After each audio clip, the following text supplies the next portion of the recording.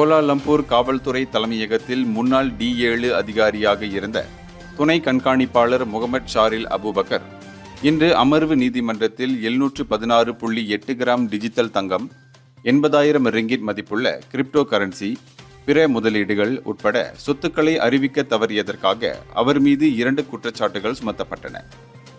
இருப்பினும் தன் மீது சுமத்தப்பட்ட 2 குற்றச்சாட்டுகளையும் மறுத்து ஷாரில் விசாரணை கோரினார். இந்த குற்றச்சாட்டுகள் MACC சட்டம் பிரிவு 36 கீழ் அவரது தனிப்பட்ட மேலும் குடும்ப கணக்குகளில் உள்ள நிதிகள், வீட்டுக்கடன் திருப்பிச் செலுத்துதல் ஆகியவற்றின் மூலத்தை விளக்க தவறியதற்காக அவர் மீது குற்றம் சாட்டப்பட்டது. இந்த குற்றங்கள் கடந்த ஜூன் 28ஆம் தேதி புத்ராஜியாவில் உள்ள MACC தலைமையகத்தில் நடந்ததாகவும் கூறப்பட்டது. இதனிடையே நீதிபதி ரொஸ்லி அகமட் அவருக்கு 15,000 ரிங்கிட் ஜாமீன் அனுமதித்தார். அத்துடன் மாதந்தோறும் MACC அலுவலகத்தில் தகவல் தெரிவிப்பது, அவரது கடவுச்சீட்டை ஒப்படைத்தல் போன்ற நிபந்தனைகளும் விதிக்கப்பட்டுள்ளது.